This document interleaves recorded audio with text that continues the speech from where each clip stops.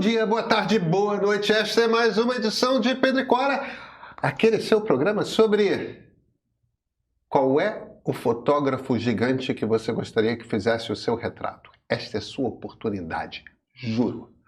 Pedro e Cora, como vocês sabem, toda terça-feira, toda quinta-feira no YouTube do Meio, na sua plataforma favorita de podcast.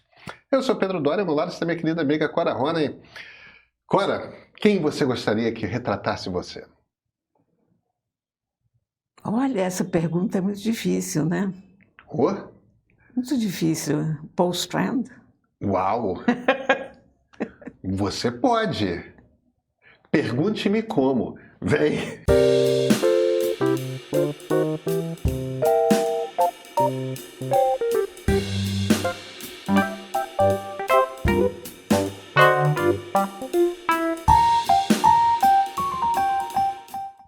Antes de continuar, eu queria contar para vocês uma história que me tocou, sabe, olha, profundamente. Da Carla e do filho dela, o João Mateus. O João nasceu com uma cardiopatia congênita e 2 dias depois de vir ao mundo, precisou passar por uma cirurgia no Hospital Pequeno Príncipe. Ele ficou internado na UTI neonatal, que hoje conta com equipamentos financiados por doações. O tipo de estrutura, sabe, que literalmente salva vidas como a dele. O Pequeno Príncipe é o maior hospital exclusivamente pediátrico do Brasil e 74% dos atendimentos são feitos pelo SUS. Nada disso se sustenta sem uma grande rede de solidariedade. Uma forma de entrar nessa rede é destinando parte do seu imposto de renda para o hospital até 26 de dezembro, sem pagar nada a mais por isso. Se você tiver IR a pagar, o valor doado é abatido na declaração. Se tiver IR a restituir, a doação volta para você na restituição. É simples, é legal e salva vidas. Acesse doepequenopríncipe.org.br/imposto de renda, ou então clica nesse link que está na descrição do vídeo. Você também pode apontar a câmera do seu smartphone para escanear o QR Code que está aqui na tela. Então, não deixe de contribuir. Cora, na semana passada a gente falou do Gemini 3 que tinha acabado de ser lançado. E eu acho que vale a pena a gente voltar ao assunto por conta de Nano Banana Pro. Para quem não foi apresentado ainda a pessoa, Nano Banana é o apelido do modelo de imagem do Gemini, da inteligência artificial do Google. Então, quando você está dentro de um chat GPT, você pede e tem lá uma coisa escondida que é um DALL-E. Quando você está dentro do Gemini, quando você pede para construir uma imagem, quem faz é o Nano Banana. O Nano Banana, desde o início, sempre foi muito melhor do que o DALL-E, mesmo na melhor versão do DALL-E do GPT. Como você chega nessa versão Pro? Se você tiver com o Gemini 3 e já está tanto no meu celular quanto no meu computador. Na semana passada, quando a gente fez o programa, eu só estava com o Gemini 3 no computador, ainda não. E aí, o Gemini, assim como o GPT, você pode escolher o modelo, né? Uhum. Se você usa o modelo Thinking, pensando, o Nano Banana é o Pro. Ah, tá bom. Então, é só isso. É simplesmente bota no modelo Thinking do não é Gemini. assinatura, não é? Bem, você tem que ter uma assinatura do Google.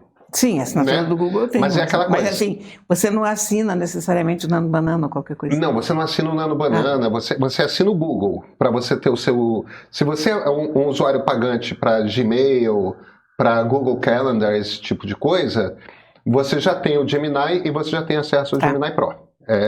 E a maior parte das pessoas hoje, eu acho que ou pelo trabalho... Eu acho que sim.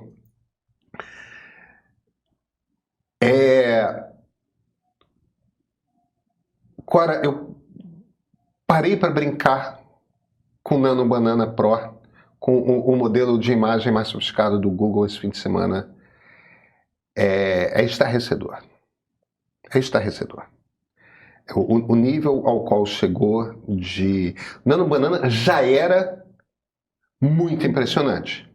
Porque o Nano Banana foi o primeiro modelo desses de imagem que eu comecei a fazer brincadeira do tipo mandar uma fotografia minha e olha, me lembro dessa série que você postou, sim. Me veste de viking, sim, tinha me um veste de senador jogador do romano, Flamengo, de senador romano, essas coisas assim de guerrilheiro. E as fotos são muito divertidas, mas o que o Nano Banana fazia que os outros tinham dificuldade de fazer? O Midjourney fazia de uma forma muito desajeitada, mas o Nano Banana fez de uma forma elegante, que ele pegava aquela sua fotografia e ele isolava as partes que ele não ia mexer. Então, suas mãos não são mexidas, suas pernas não são mexidas. Ele apenas troca o miolo. Ele troca um pedaço, mas deixa o outro. Então, é você... Porque ele não mexeu no rosto.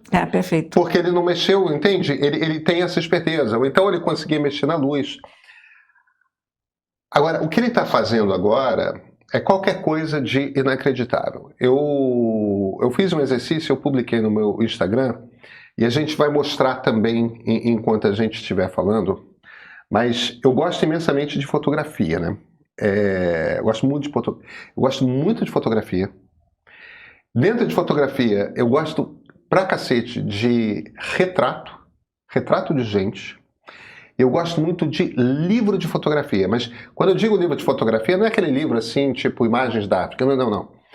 É aquele fotógrafo que tem um projeto específico e ele faz todas as fotografias, e ele vai lá e faz a edição, e aí eu peguei esse negócio e deixa eu ver o quanto que o Nano Banana é. Então eu peguei alguns fotógrafos que eu acho gigantes. Eu fui no Nano Banana e eu produzi uma fotografia minha, um retrato meu, tirado por Henri Cartier-Bresson, por Robert Frank, Richard Avedon, Irving Penn, Annie Leibovitz, o Platon e o Steve McCurry. Quer dizer, desde o Cartier-Bresson lá atrás, anos 40, né, anos 30, anos 40, do instante definitivo e tudo mais, tal, até o Steve McCurry, agora, o Platon e o Steve McCurry estão absolutamente... A Annie Leibovitz, ela é mais velha, mas o Steve McCurry eu acho que morreu, inclusive, recentemente, morreu jovem. O McCurry é aquele cara daquele retrato que todo mundo conhece, daquela afegã com os olhões claros, né? Eu acho que é a capa mais conhecida da National Geographic, né? Das recentes, acho que sim. Mas que mesmo das antigas, aliás, é antiga, né? Aquela garota de 12 anos com aquele olhar absolutamente inesquecível, né? E isso é uma coisa curiosa, porque quando você conhece fotografias do McCurry, isso é um troço muito impressionante, né? Que sempre... ele gosta desse retrato... ele gosta desse retrato com esse olhar muito intenso e muito coloridos, né? Aquela cor super ele é saturada. Maravilhoso. E olha, usar cor saturada bem não é uma coisa trivial, e ele faz, né? E ele, em geral, gosta muito de fotografar naquela parte do mundo que eu adoro. Ásia Central. Ele adora a Ásia Central, né? Índia, Bangladesh, Tibete, Paquistão, Afeganistão, que é um lugar que gosta de cor saturada, né? Exatamente. Faz todo sentido. Mas, cara, você vê, por exemplo, o Bresson e o Avedon é o grande fotógrafo de moda dos anos 50 e 60 nos Estados Unidos, né? Inclusive tem um filme que o Fred Astaire faz, o Richard Avedon, né? Qual é? Não é High Society, enfim, um daqueles musicais dos anos 50, o Fred Astaire faz um personagem que é o Richard Avedon. Mas o Avedon e o Bresson, por exemplo, eles tinham uma característica que eles consideravam que a composição da foto, o fotógrafo tem que fazer no olho, no momento de tirar a fotografia. Eles eram super radicais com isso. Então, os grandes retratos do Avedon e os grandes retratos do Bresson, eles ampliavam com a moldura do negativo para provar que não tinha rolado o cropping. Não tinha corte. Não tinha um corte específico do tipo... Não, é o cúmulo da autossuficiência, ou sei lá do que, né? Da confiança no taco. Você publica aquela folha de contato, né? Aí você olha e diz, cara, como pode ter uma melhor que a outra lá? Quando ele produz a foto do Avedon e a foto do Bresson, vem com a moldura do negativo. Ah, que maravilha, né? É nesse nível. Que maravilha. Você pega o Raven Penn, por exemplo. O Raven Penn é um fotógrafo mais recente. Pega anos 70, 80. Ele tinha uma coisa que ele fazia, que era, ele botava as pessoas num canto. Não é aquela coisa, o estúdio, ele fotografava em estúdio, mas ele botava as pessoas num canto, assim, na quina do estúdio, um encontro entre uma tábua e outra, porque era para as pessoas terem um pouco de dificuldade, terem uma restrição ali de como se posicionar, para ter um desconforto, e ele tirava... A foto que ele me produziu do Raven Penn, eu tô numa quina. Que sensacional, né? São coisas assim, dos truques, por exemplo. Tem um cara que... O primeiro grande editor de livro de fotografia é um fotógrafo americano chamado Robert Frank. O Frank fez uma daquelas road trips, aquela coisa anos 50, Estados Unidos. Ele fez uma grande road trip pelos Estados Unidos, fotografando cenas da vida cotidiana. E então o pai, a mãe e a menininha entre os dois indo para a igreja no domingo, um pessoal jogando sinuca à noite num bar. É uma vida de uma classe média baixa americana nos anos 50. É bem aquele mundo Jack Kerouac. E ele publicou isso num livro que é talvez o primeiro grande livro de fotografia, chamado The Americans. Ah, é muito bom. Esse livro é um livro excepcional. É verdade, Ele me botou numa foto do Robert Frank, num diner americano, que é aquele típico restaurante de batata frita e burger dos anos 50 nos Estados Unidos, com uma jukebox de um lado, e eu tô assim meio que displicentemente apoiado no counter, na bancada ali e tal. Deixa eu só te perguntar uma coisa, fazer um parênteses. Qual foi o comando que você deu? Você subiu a tua foto e você aí disse... Tá bom. A pergunta é importante. Eu tenho uma certa experiência com... Eu tenho uma certa experiência com modelos de inteligência artificial. Então, eu não parto do princípio de nada. Eu queria o melhor resultado possível. Então, o que eu fiz? Eu baixei 10 fotografias de cada um.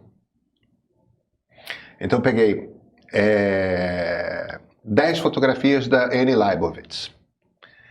Eu subi as 10 fotografias da Annie Leibovitz para o Nano Banana, para o Gemini, e falei: eu quero que você faça uma análise cuidadosa e meticulosa de o que faz uma fotografia da Annie Leibovitz uma fotografia da Annie Leibovitz.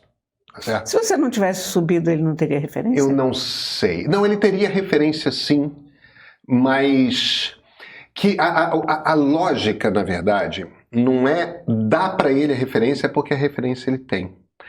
A lógica é obrigar ele a... Eu vou usar o termo refletir, embora ele seja impreciso para inteligências artificiais, mas encare como uma metáfora. Está bem. Para ele refletir e me descrever o que é o estilo da Annie Leibovitz.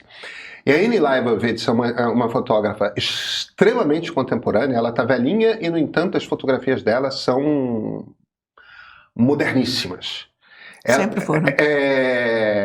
Ela é a fotógrafa, por exemplo, que tem o retrato mais famoso do casal John e Yoko, que é um retrato da Yoko toda estendida, com John nu, abraçado nela, encolhido nela, em posição fetal, dando um beijo. É uma fotografia dos anos 70 da Annie Leibovitz. E tem uma capa da Vogue super famosa de uns poucos anos atrás, que você pega várias atrizes de sucesso nuas. Evidentemente que a nudez não é explícita, mas elas estão meio que umas enroladas na outra, tudo mais, tal.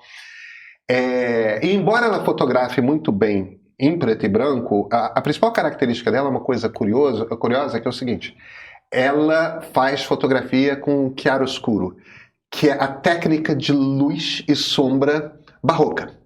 É aquela coisa holandesa, né? Ela pega aquela luz século XVII para o XVIII da pintura e ela traz isso para a fotografia. Então ela vai gostar de couros e veludos e aquela coisa tipo móveis muito tradicionais, uma coisa assim e tal, mas os ângulos das pessoas são sempre interessantes, as composições são todas muito geométricas,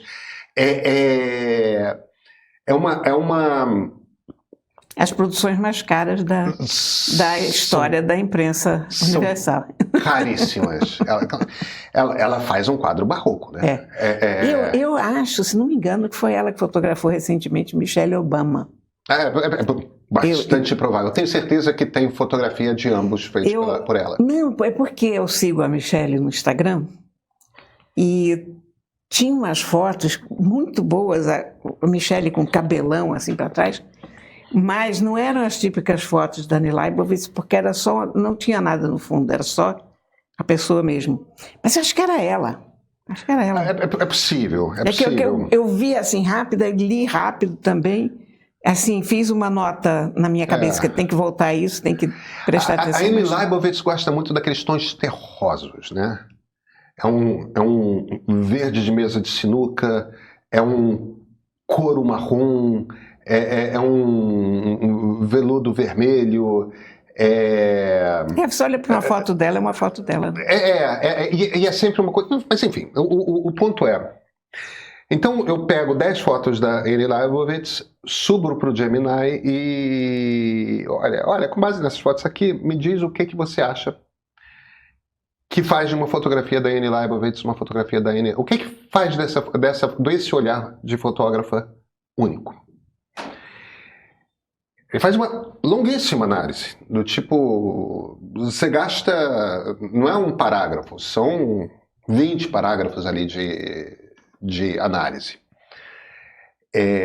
Então, a partir disso, eu subo 10 fotografias minhas e tentando ter perfil, ter ângulos e expressões faciais diferentes. Essas fotos você fez com o teu celular? Fotografia minha do meu álbum do iPhoto, do Google Photo. Nada fotografia de viagem, fotografia aqui do meio. Nada, tipo, não é fotógrafo profissional fotografando, é fotografia com caseira. Fundo e tudo? Não, o que for, onde eu tiver. Fotografia minha. Mas eu dou uma variedade, 10 fotografias ali e me viro pro modelo e falo, agora que você já sabe, isso aqui são retratos meus. Eu quero que você construa uma fotografia tirada pela Annie Leibovitz. Ele faz. Sensacional, né? E ele faz de primeira. De todos os fotógrafos que eu tentei, foram 2 que eu não gostei da foto porque eu não me reconheci e pedi para ele fazer a segunda. Eu publiquei tudo no Instagram. A primeira fotografia que eu publiquei é a do Cartier-Bresson, que é o meu fotógrafo favorito. E um amigo meu que é um baita retratista, super fotógrafo, de fotógrafo de capa de revista, um cara super disputado. O comentário que ele botou foi: eu fui procurar o crédito para saber quem era o fotógrafo. Sensacional. Tá muito bom. Tá muito inacreditável. Mas. E aí entra um mais. Tem sempre uma conjunção adversativa. Cora, uma a uma, se você vê apenas uma das fotos, eu publiquei o carrossel ali com todas as fotos. Se você vê apenas uma das fotos, você fala, uau. Se você vê todas as fotos no conjunto, é sempre uma mesma expressão facial que não diz nada. E nenhum desses fotógrafos teria produzido um retrato no qual a expressão facial não diz nada. E o olhar não tem significado. A composição está muito boa, o contraste está muito bom, o rosto é meu. Algumas pessoas dizem que uma foto ou outra parece mais o Chico Buarque do que eu, e tudo bem. Talvez não seja mesmo. Você não vai brigar por causa disso. Eu não vou brigar por causa disso.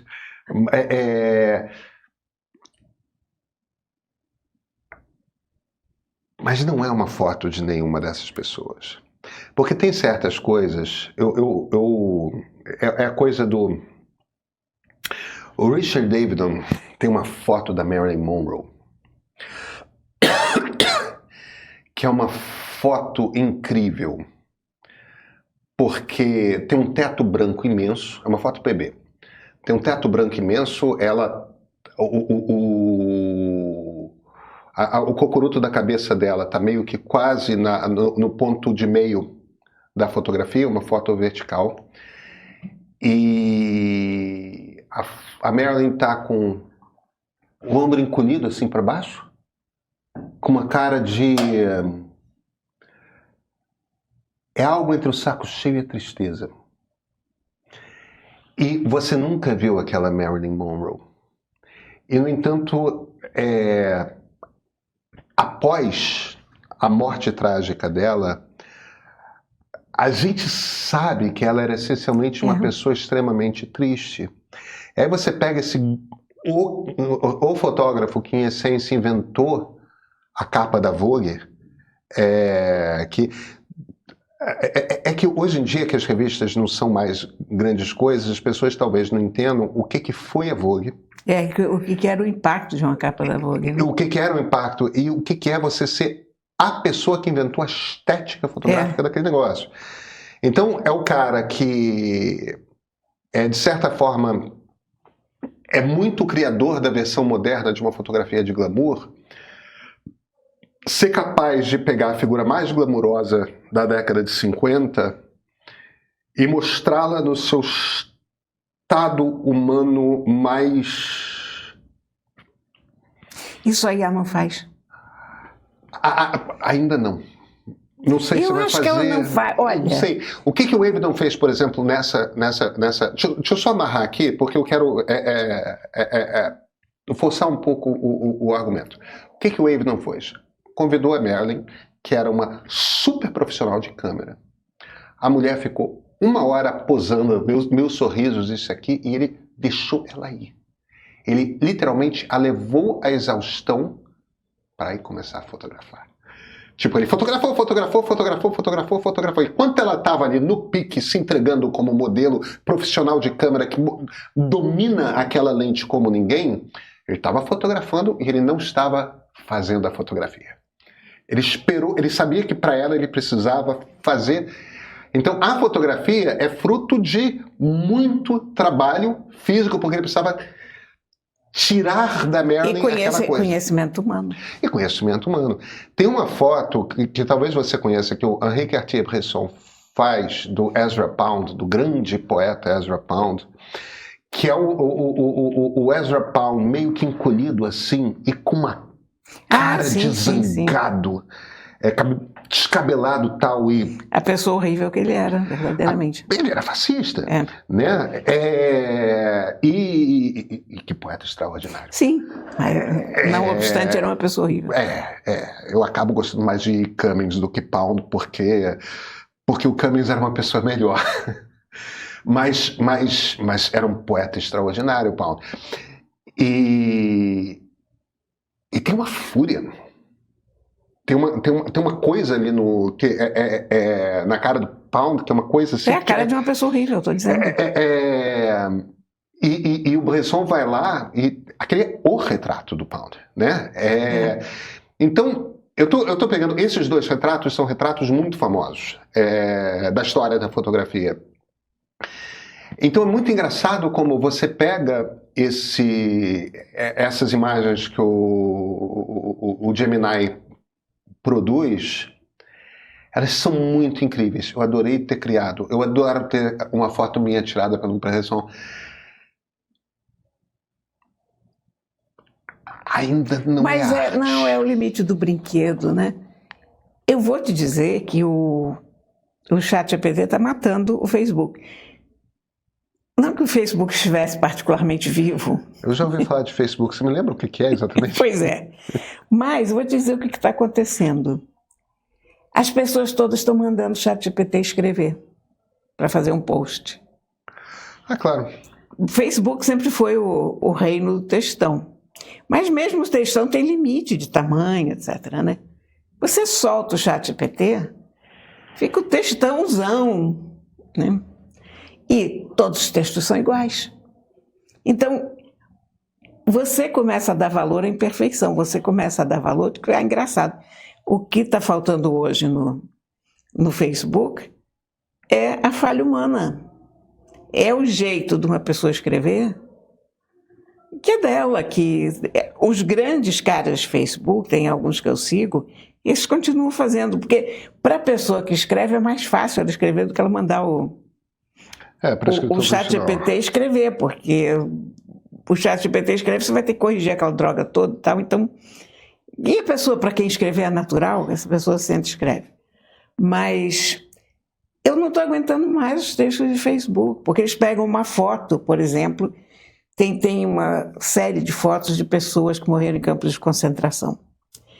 E algumas contas sempre dão uma pequena biografia dessas pessoas e falam... Isso é muito comovente, porque você vê aquela foto, que seria uma foto, sei lá, uma foto de qualquer pessoa, e quando você joga a dinâmica da história em cima, aquilo é terrível. O ChatGPT está destratando isso, porque um texto só é exatamente igual ao outro. Os textos todos começam do mesmo jeito, os textos todos têm uma virada dramática no meio. Enfim, está um saco de ler. O ChatGPT escreve melhor do que 90% das pessoas, mas torra o saco, coisa que 90% das pessoas não necessariamente fazem. O fato de ele escrever melhor do que 90% das pessoas não quer dizer que ele produz um texto legível, né? Não, e perde... Eu vou te dizer que é mais interessante.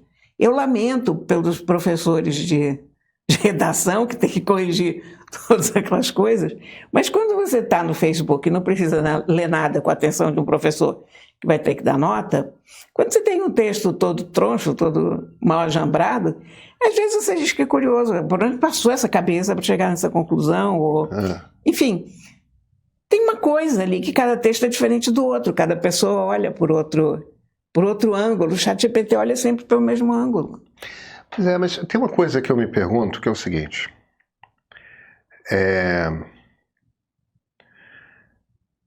Tudo bem.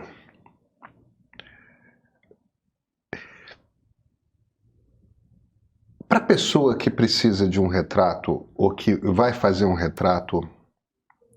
Se precisar do retrato para botar ali num cantinho, né? É mais do que o retrato no cantinho. A coisa que eu começo a me perguntar é o seguinte, eu ainda vou, eu tenho o livro do Bresson, eu tenho o livro da maior parte desses caras, dessas pessoas, e são livros que eu realmente vejo com frequência, porque eu gosto. Será que a maior parte das pessoas percebe a diferença entre o retrato que o Irving Penn faz do Al Pacino? São ótimos os retratos dele, Al Pacino. De um retrato imitando Irving Penn que o Nano Banana faz? A maioria das pessoas não percebe, mas a maioria das pessoas vai acabar não tendo a paixão pela fotografia que a verdadeira fotografia te traz. A maioria das pessoas não percebe que é o ChatGPT que está escrevendo esses textões, mas a maioria das pessoas também chega à conclusão que que coisa chata textão, entendeu? Quer dizer, a maioria das pessoas não percebe, mas a maioria das pessoas fica embotada sem perceber. Eu concordo com você, que tem uma coisa que... A grande característica do texto de qualidade é que ele te surpreende o tempo todo. Isso.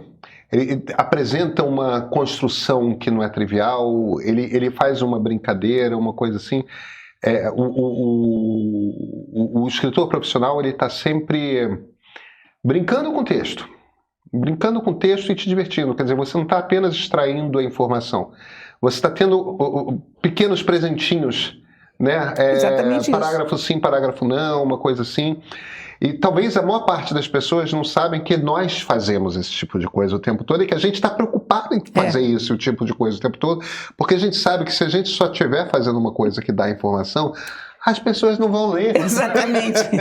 E é isso que acontece com o ChatGPT. Porque você sabe tão bem quanto eu que quando a gente pega uma coluna, se a gente não lê a primeira frase, a gente não vai ler. A gente lê o começo e você já sabe se aquilo vai ser bom ou não e prende o teu olho. O que o ChatGPT não consegue fazer é prender o teu olho. Mas ele é ótimo para te dar informação. Sim. Então, ele funciona muito bem naquela parte das informações gerais, no noticiário geral. Tipo, amanhã é feriado, fica aberto o comércio, não fica, essa linha de ônibus vai funcionar, o metrô fecha mais cedo. Ok. Coluna ele não vai fazer. Agora eu penso, aí tem uma coisa que... Clara, eu vou fazer uma coisa que é um pouquinho feia, mas é quase que um clichê, então as pessoas vão entender não vão me entender mal. Eu tive que ler muito artigo científico de historiador nessa vida. Você tem toda a minha solidariedade. Eu li muito artigo científico de historiador nessa vida e que textos duros de ler, porque são duros de ler que às vezes você tem que ler 3 vezes o mesmo parágrafo para entender o que a pessoa quis dizer com aquilo. Eu não sei qual o mistério que faz com que historiador americano em inglês escreva sempre de forma tão agradável e historiador brasileiro com raras exceções existem. O mistério é que eles são obrigados a escrever. Os meus netos na escola tinham que apresentar essays, ensaios. A redação deles não era simplesmente uma redação. Era um ensaio. E o ensaio tem toda aquela lógica. Você apresenta o teu caso, você desenvolve, você conclui, etc. Né? Então, eles aprendem a raciocinar. Pode ser. O fato é, a maior parte dos artigos acadêmicos em história no Brasil são muito mal escritos. E, no entanto, você lê porque, embora sejam terríveis escritores, a maioria desses historiadores são pesquisadores excepcionais. Para isso o ChatGPT serve, joga Isso, pega o texto lá e pede para ele botar um troço legível. Traduz, né? Vai ficar um texto super agradável de ler? Não vai. Mas vai ficar legível. Mas, pelo menos, o objetivo daquele texto não é que seja um texto agradável de ler. O objetivo daquele texto é que a informação que você descobriu penosamente, procurando em muitos arquivos, tudo mais, e resolveu uma peça ali de um quebra-cabeças histórico de por que aconteceu que o fulano falou tal coisa para Beltrana naquele momento chave que fez a história virar. Você descobriu. O ChatGPT te ajuda a explicar o que você descobriu. É isso. Porque isso tem utilidade. Tem. Mas, de fato, não vai escrever um livro ainda que... Aí, por falar em livro, tem livro? E eu estou criando esse monstro para mim mesma de 2 livros, né? Você já reparou que algumas vezes eu trago 2 livros. Eu estou vendo você usar. Isso é uma desgraça porque vocês se dão conta que para eu ter um livro bom toda semana, eu li 2 ou 3, porque não é de cara que eu vou gostar do livro para recomendar, né? E para trazer 2 livros, faz o cálculo. Então, a criatura aqui passa o dia inteiro lendo, não estou me queixando não, mas eu não posso manter esse ritmo a vida inteira, mas é que vocês vão entender por que são 2. Então, eu vou começar por esse aqui. Eu disse na semana passada, no livro da semana passada, que foi a trilogia de Copenhagen, da Tove Ditlevsen, que foi um dos melhores livros que eu li recentemente. Bom, eu tenho que dizer a mesma coisa de Via Gemeto, do Domênico Starnone, está aqui. Tradução do Maurício Santana Dias, é uma edição da Todavia. Cara, que livro! O que é? Ah, bom, vou dizer para você quem é o Domênico Starnone, para essa conversa. Eu não conheço. Domênico Starnone é um dos grandes escritores italianos.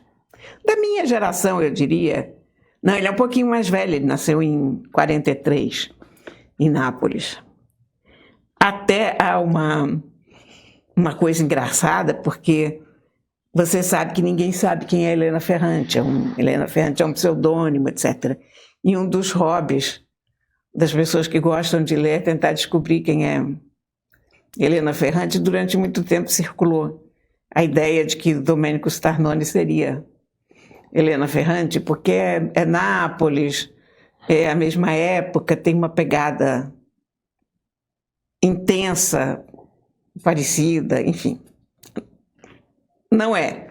E ele nega peremptoriamente. Depois tem uma outra teoria que diz que a mulher dele seria. Ele é casado com uma tradutora. Enfim. Um livro dele previamente publicado aqui no Brasil foi Laços, fez muito sucesso. É um livrinho pequeno, até aqui a gente tinha livros do Starnone relativamente pequenos. Laços é extraordinário. Laços é uma história de família, sabe? É um casal que se separa depois de não sei quantos anos, quantas décadas. Eu li há bastante tempo, eu não tenho não consigo te descrever exatamente o que é Laços, mas as pessoas adoraram Laços. A primeira parte é escrita pela mulher que é abandonada por esse marido depois de não sei quantos anos, é que ele pega ela como um raio, porque é uma relação que para ela está resolvida e de repente o cara se apaixona por uma mulher mais nova e sai de casa. E a segunda parte é escrita por um camarada de uma outra geração, um camarada já de 70 e poucos anos, e você percebe que isso é o marido tantos anos depois e que ele voltou, mas a família não absorve um choque desses, né? Bom, isso é Laços, esquece. Maravilhoso, romance, ficção. Agora, o que nós temos aqui? É um romance autobiográfico, sabe? É a história do pai dele, isso aqui. O pai dele era uma desgraça. A tal ponto que o livro começa com ele, quando o pai diz, não, eu só bati na sua mãe uma única vez. E ele contesta isso porque ele se lembra de trocentas vezes em que o pai bateu na mãe, que o pai era horrível, desagradável, era um narcisista, era uma pessoa autocentrada. Mas era uma personalidade muito complexa, era um ferroviário, mas apaixonado por pintura, que passou a vida inteira pintando. E não era um pintor de extraordinário talento, era um pintor. E então ele sempre se sentia diminuído pelos outros pintores, ele sempre se sentia diminuído pela crítica, ele sempre achava que o mundo estava contra ele. Mas ele era uma pessoa tão desagradável que ninguém podia estar a favor. Ele é aquele cara que explode, que as pessoas têm medo de lidar porque ele vai explodir, então toda a família tem que andar pisando em ovos porque aquele cara vai explodir. É de uma coragem esse livro, sabe? De tudo. Primeiro, é lindamente escrito. Esse personagem do pai, ele vai ganhando uma vida e praticamente não tem nada de positivo a dizer a respeito desse pai. E todos nós conhecemos uma pessoa assim. E a gente consegue se identificar muito, porque por melhor que tenha sido o pai da gente, a gente conhece. Tem um tio, tem uma outra pessoa, tem alguém que a gente conheceu que é muito assim. E ele põe à nu a vida dessa família, ele põe à nu os sentimentos dele em relação ao pai.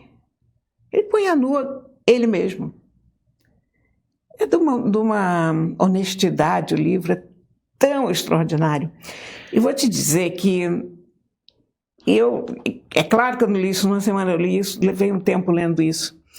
E eu não queria me afastar do livro, sabe? Eu acabei o livro e não tive coragem de tirar o livro da minha mesinha de cabeceira.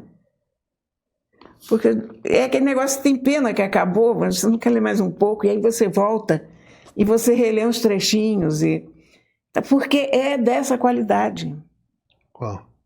Parece um livro muito duro. É duro, mas é extraordinário, sabe? É absolutamente extraordinário.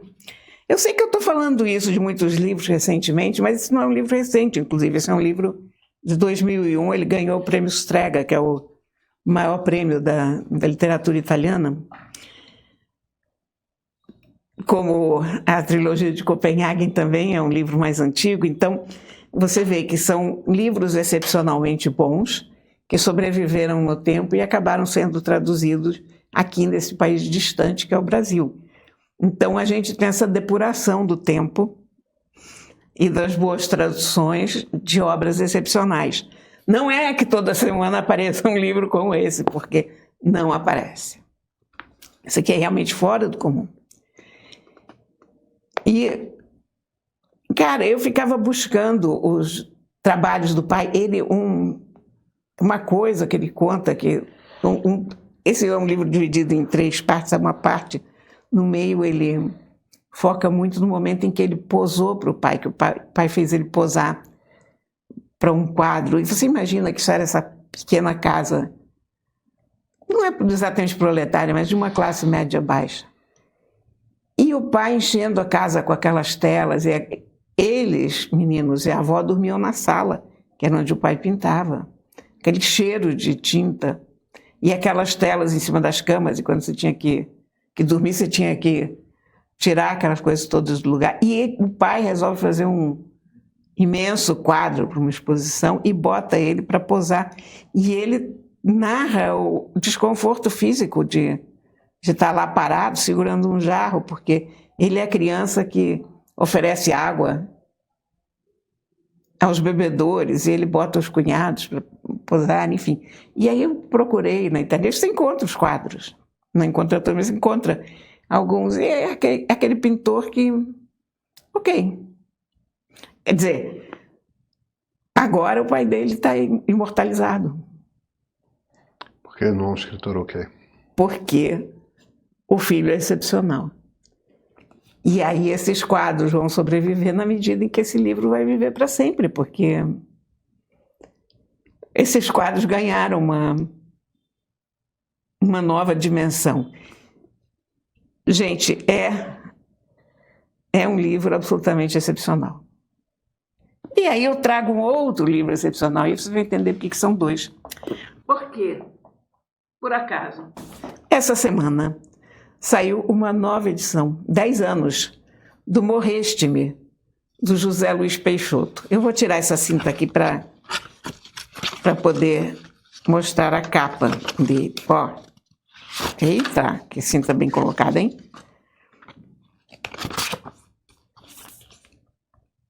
Que capa bonita. Isso aqui é da editora Dublinense. Isso aqui tem a vantagem extraordinária de não ter sido traduzido para o português do Brasil. De estar em português. Lusitano. Olha esse título, Morreste-me. Esse livro foi traduzido para todas as línguas que você possa imaginar. E como observa muito bem o Reginaldo Pujol Filho, que é o organizador dessa coleção, imagina a dor de cabeça que os tradutores tiveram já neste título. Como diabos você traduz Morreste-me? Né? Não traduz. E aí é um contraponto, porque esse livro aqui é sobre a dor oceânica que o Zé Luiz Peixoto tem com a morte do pai. Um pai que ele amava profundamente, um pai que se fez amar.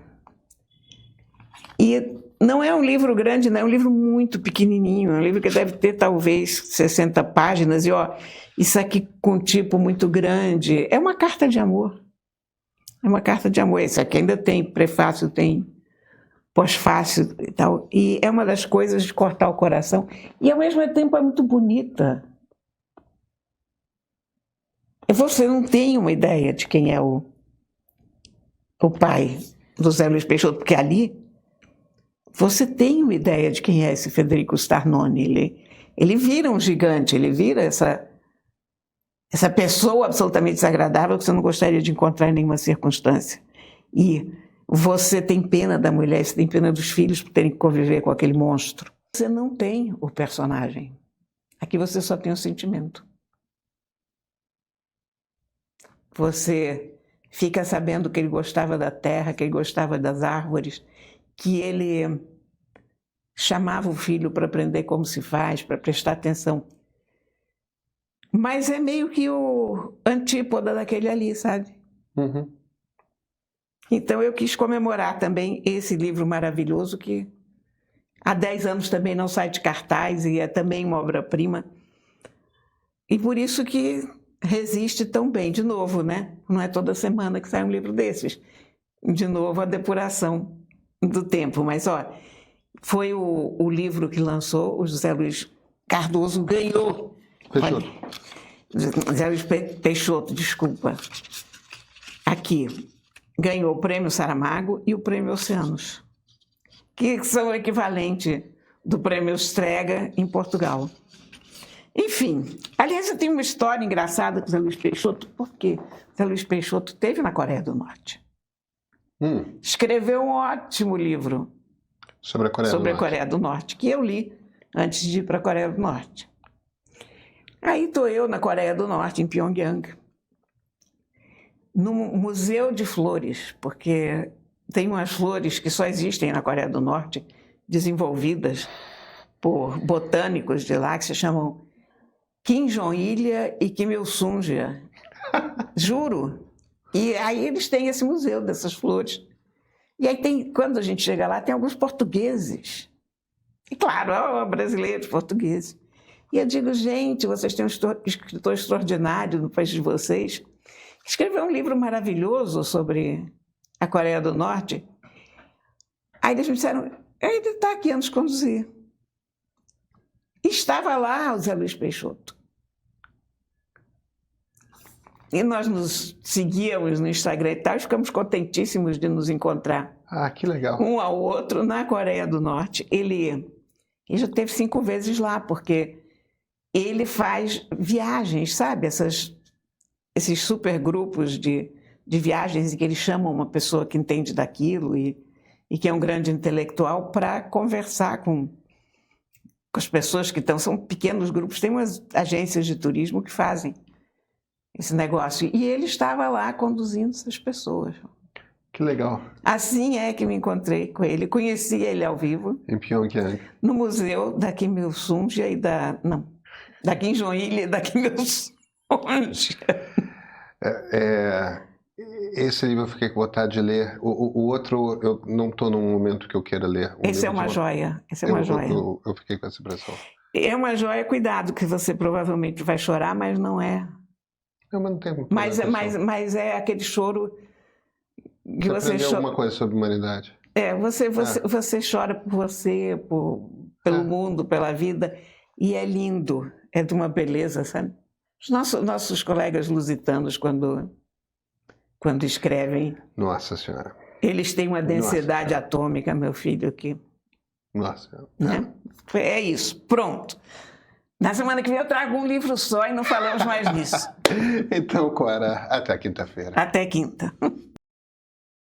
Eu sou a Flávia Tavares, editora-chefe do Meio. Se você já acompanha o nosso jornalismo, sabe como a gente trabalha para trazer a curadoria do noticiário e análises que realmente fazem você pensar. E se eu te disser que a gente tem algo ainda mais exclusivo esperando você? Todos os sábados, a gente traz uma edição especial da newsletter do Meio, com reportagens que aprofundam os temas mais relevantes da semana ou com abordagens e histórias originais. Por exemplo, você conhece como funciona o tráfico internacional de armas no Brasil? Recentemente, a repórter Julia Kekia mostrou detalhes de uma investigação que percorre vários continentes, revelando como armas do leste europeu chegam às mãos de facções brasileiras. Em outra edição, Pedro Doria faz uma análise completa sobre como a direita brasileira está se reorganizando e qual o tamanho da influência de Jair Bolsonaro. Uma reflexão que conecta as peças do cenário político atual de uma maneira crítica e necessária. Numa outra, eu e a Júlia conversamos com Pablo Hortelado, Felipe Nunes, Maurício Moura e Renato Meirelles, 4 dos maiores